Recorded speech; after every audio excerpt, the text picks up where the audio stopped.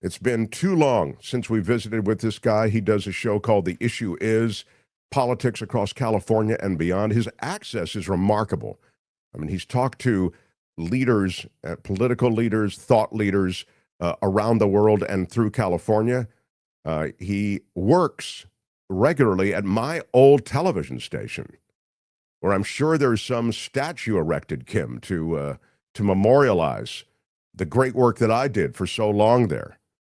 But now he joins us. He's slumming just to come through and hang out with me. How about it for Elex Michaelson? Elex. You know, Mark, there is a statue, but because you were the dancing weatherman, it actually moves. That would have been great. You know, the kids would have come from miles around to see that. They should have thought of that. Dancing Santa that you get during Christmas. Yes. The dancing weatherman right out front the building. Oh my God, this is why they should pay more attention to you. That is a brilliant idea. I love it. One of the many reasons they should pay more. Yes, exactly. One of the many reasons they should pay more attention to you. Yeah. All right, you know, you're steeped in politics. You have great access to people like Gavin Newsom and others who are critical to California's future politically and legislatively. I want to ask you first about, and I'll get to the tariffs and what's happened in the last 24 hours. But I do want to ask you about California's relationship to Washington now and how that's changed and how Donald Trump's general disposition toward California might affect our future. Can you just speak about that? Well, the answer is actually complicated because it depends on the issue. So you look at like the wildfires, and everybody across the board, from Karen Bass to Gavin Newsom to Catherine Barger, the county supervisor, everybody has gone on the air with me and privately complimented President Trump and complimented the work of the Army Corps of Engineers in really being there, in not putting up roadblocks, and in fact, moving ahead of schedule when it comes to the debris clearance. So far, the Trump administration has not done anything to stop the federal payments to California. They have not gotten in the way. The big question will be the next round, where Newsom is asking for $40 billion from Congress. Are they going to get that money? But I do have indications from both Republicans and Democrats in Congress that think that they will get that money eventually, and that Trump will eventually go along with that. So on that front, which is an important front for those of us that have gone through the wildfire situation, things are good.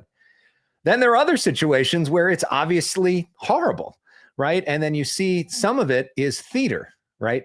You know, the Republicans like this issue of trans athletes in sports, which affects, you know, this many people.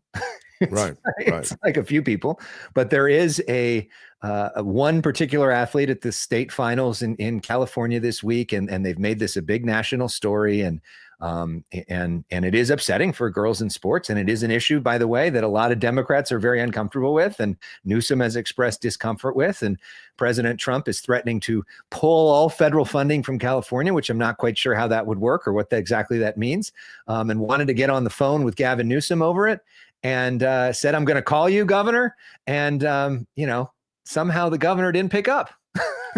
so that falls into the category of a winning political issue for Trump, he feels. So that might play into what you're saying, though, is the theater of it, you know, stomp and scream, but will anything really happen? Right. And you know, there's plenty of people that have girls that are competing in youth sports that think that this issue is unfair. I think the governor is one of them. I mean, he's got girls competing in youth sports, and he goes to practices and games on the weekends, and that's a lot of what he does. And so, I mean, I think this issue is something that he's thought of and other people have thought of. And the solution that they came up to for this particular match doesn't really make sense broader. I mean, if you're dealing with track and field and the long jump, you're really competing against yourself.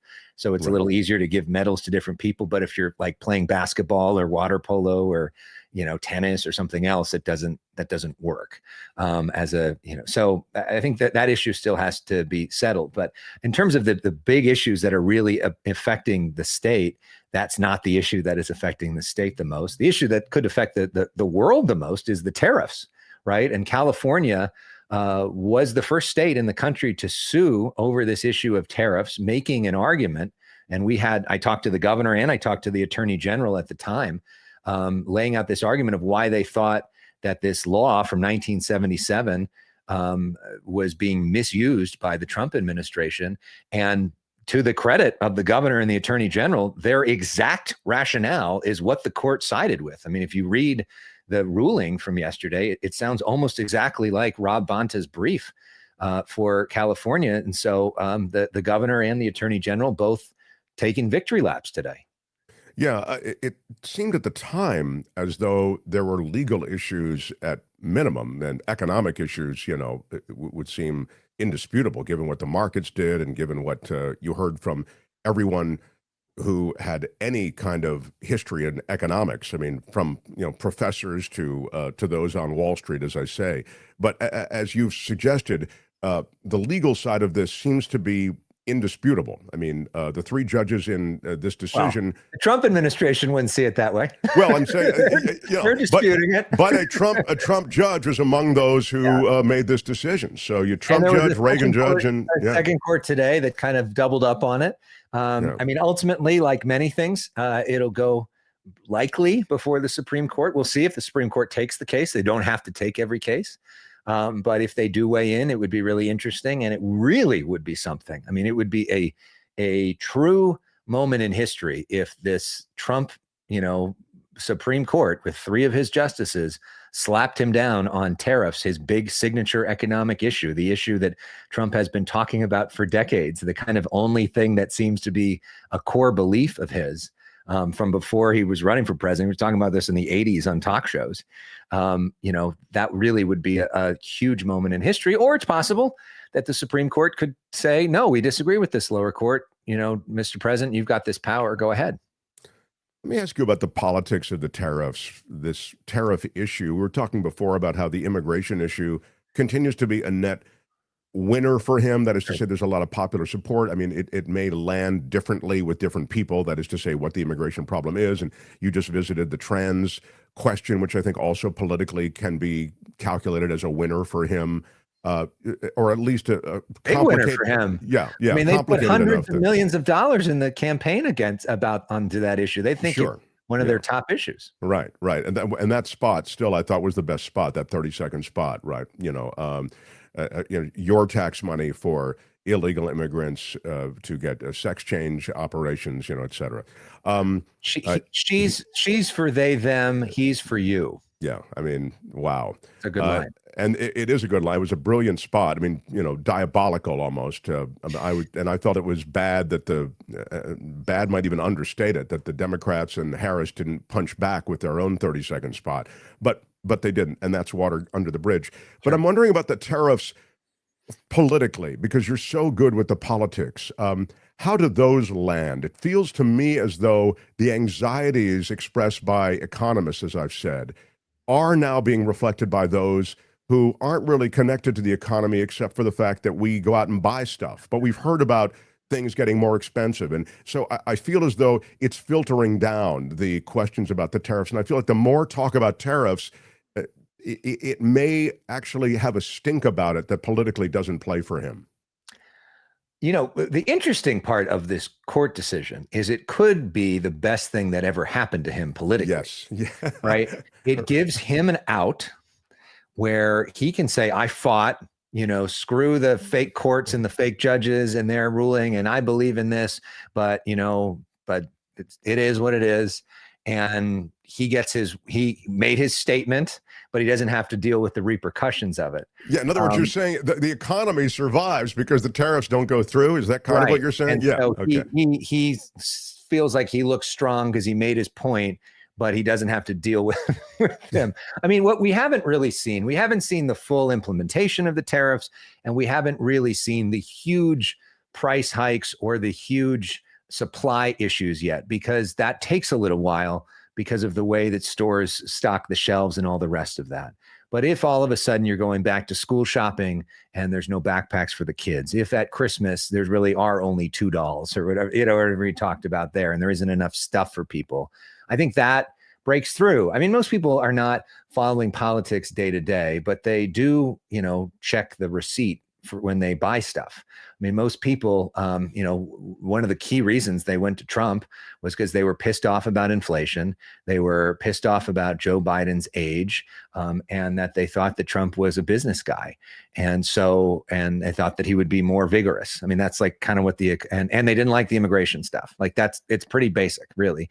And so if he's kind of whiffing on that, and everybody's paying more money, and he looks kind of crazy doing it and looks kind of old and out of it himself in the process.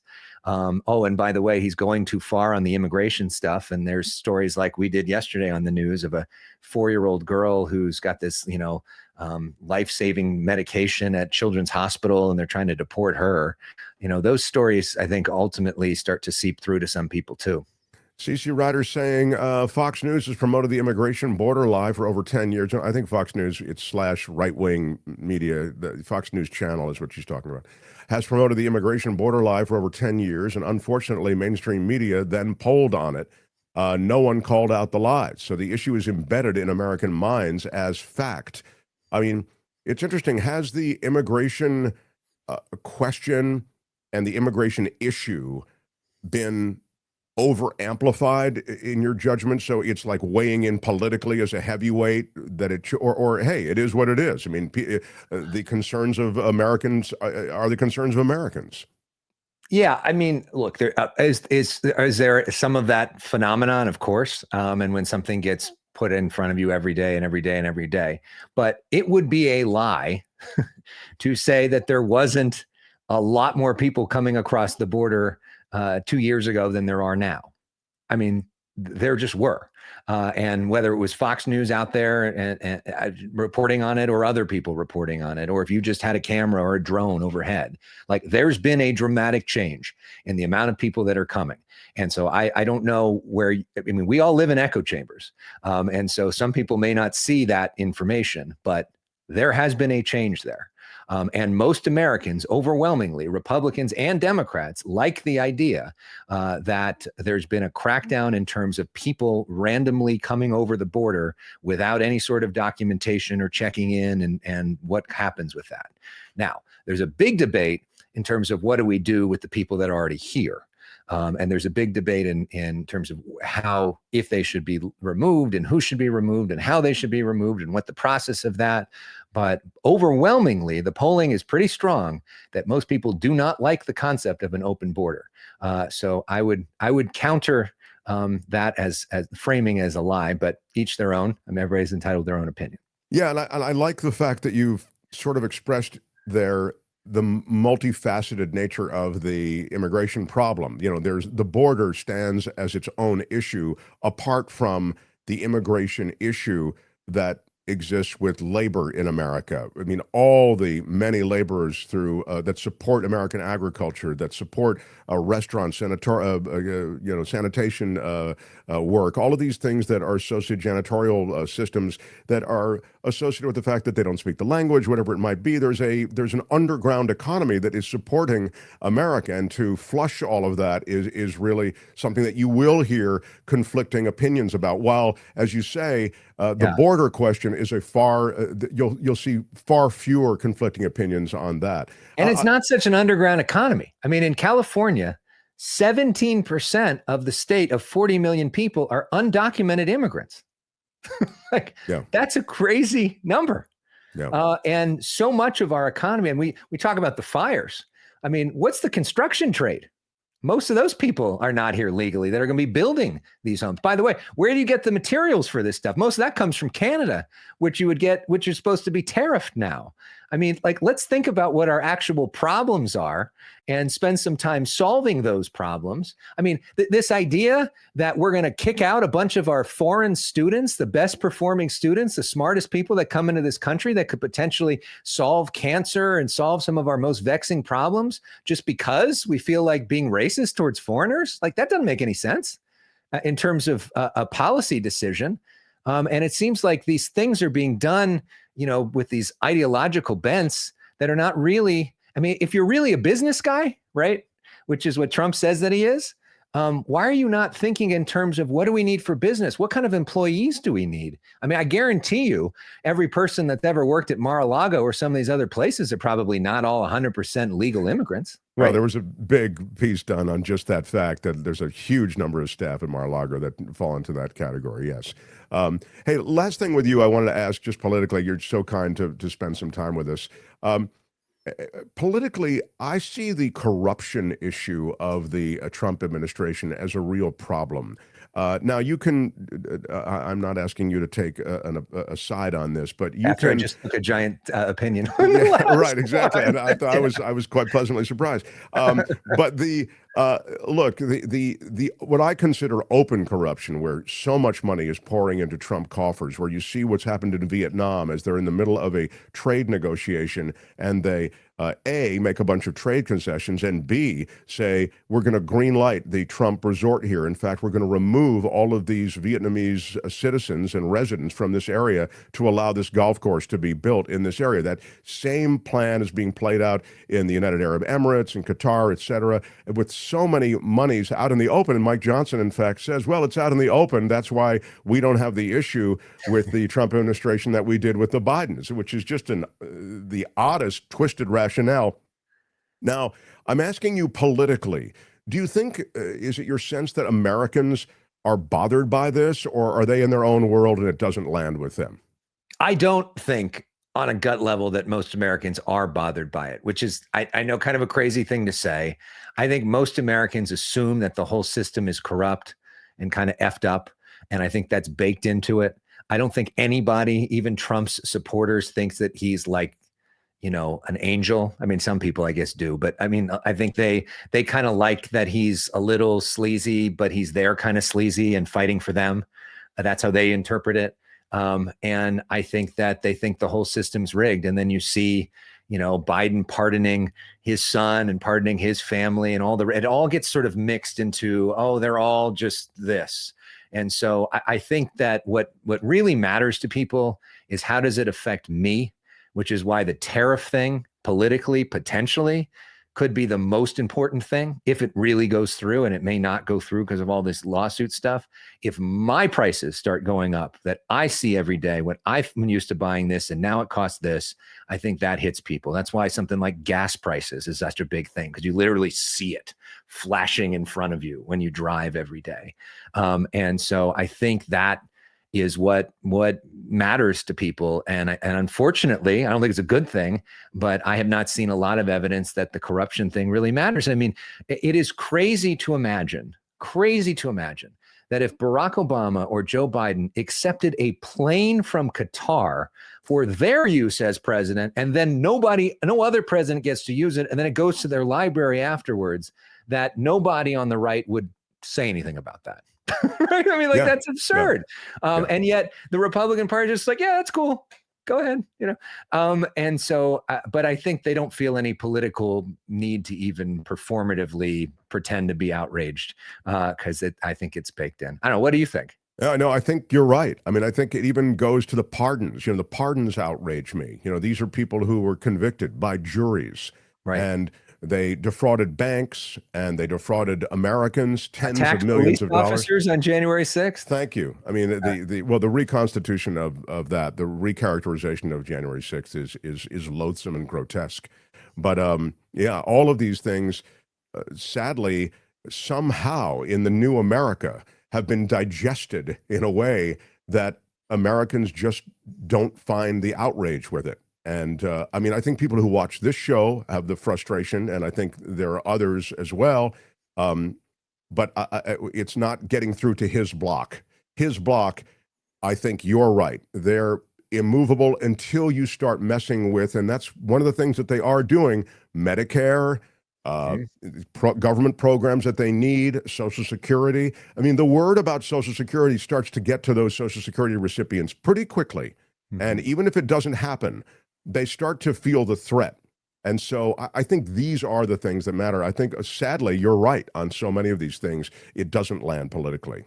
So Yeah, and and especially the young people, like young males who are coming into think about their whole lifetime. I mean, the amount of political corruption that they've noticed in the last, 10 years or even 5 years of seeing everything, they're so cynical to begin with. I mean, you think about young people as idealistic, but the new generation and all the social media and everything that's been in their face, they think about the world in a different way too. Well, that's so interesting that you say this because you're so aware of what's happening politically and young people coming up politically, and they have their own YouTube channels and TikTok followings and all the rest. And what there's a premium on increasingly politically, I think, is being able to come across with bold statements, being able to build following, not coming up with strategic ways in which we can change policy, which ways in which we can make life better, but sort of attack strategies. Attack really is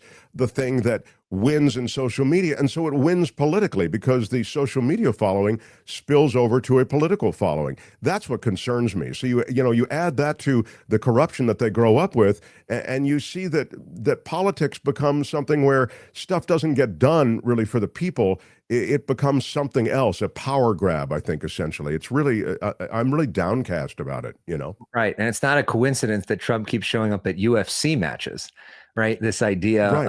of like theatrical combat. Sure. No, that's There's it. a premium on that. And that, is winning. And so the kind of personality that wins in that environment is a loud, aggressive asshole.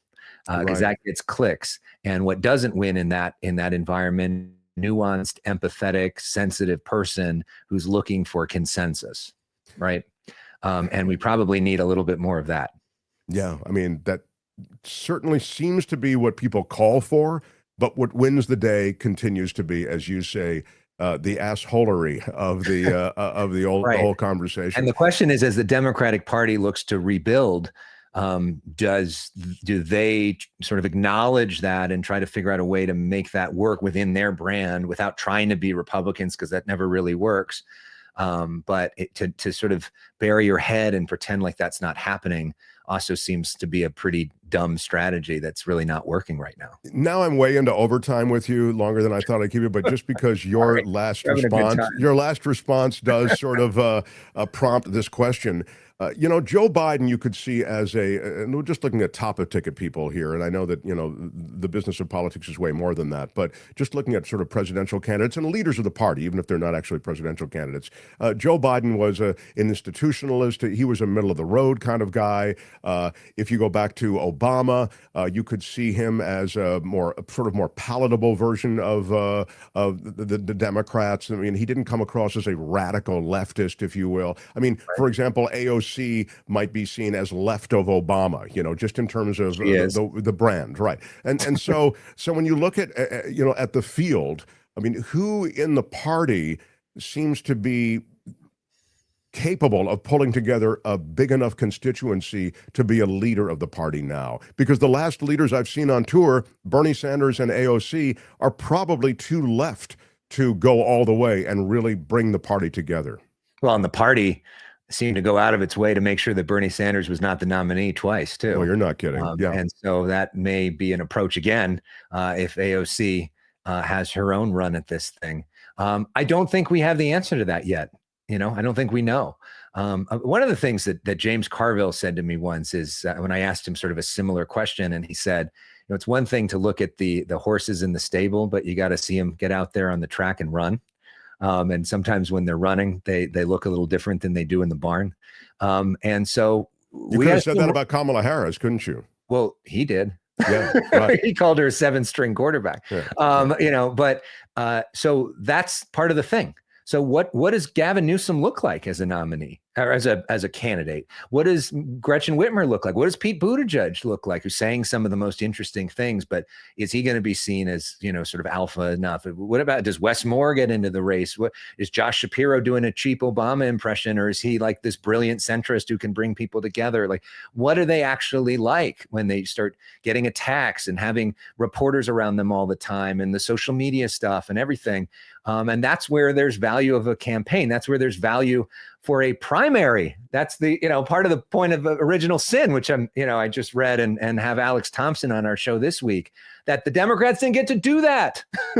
And Kamala Harris would have been a stronger nominee if she went through that process. And if after all of that, she was seen as the strongest person, she would have been stronger. But instead, the Democrats haven't had a really, really competitive, truly open, truly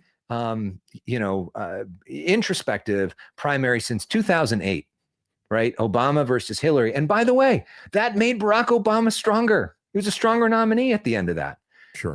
And so I think it's time for the Democrats to let everybody do their thing and see who comes out of it. It's a wild time on the Democratic side because even as the Republicans seem to shoot themselves in the foot in so many ways, Donald Trump with these the self-inflicted wounds associated with the tariffs, as you suggest, he might have been rescued by the courts because the tariffs were such an abomination of an idea. But the Democrats poll worse than the Republicans, I mean, despite all of the self-inflicted wounds. So the future is in doubt. Look, I'll let you go, but I do want to mention the issue is, which is your regular show seen across California on all the California stations in all the different markets where you can check it out. And I think you're on a big road trip to Austria, or where are you going? You're going. That is true. Yes, I don't think I've said this publicly, but I'll break it here. So we're going next week to Austria. Arnold Schwarzenegger is doing the Schwarzenegger Global Climate Conference in Vienna, Austria. I love it. Together leaders from around the world. He's going to be on stage with Tony Blair. There's a bunch of other folks. They asked me to speak in part about the experience of covering the wildfires here and how the U.S. media handles some of these climate issues. I'm going to be on stage with, I think, a reporter from the BBC and somebody maybe from Austria, and sort of having a global conversation about some of these climate issues. And we're going to be doing a special with Arnold Schwarzenegger from there. So check out my reporting on social media and on The Issue Is and all the rest of it in the weeks ahead. That is terrific. It's a weird thing to say, but I feel as though America now is the climate outlaw. More than any other nation on earth, perhaps. It'll be really fascinating to hear the way the rest of the world thinks about America in this moment, firsthand from people. It's truly it's truly depressing. I mean, I see it as it's the existential issue. I love that you're doing it, and I'll have to report back to you. I was going to say, please make time for us. So thank you, Alex. You're so generous. Thank you, Alex Michaelson. Everybody, thanks, my friend. Yeah, safe travel. Safe travel. Hi, it's Mark, and I thought that was great. Hit the notification bell. You'll know whenever there's a new video being dropped, and please subscribe to our channel to help us save the universe.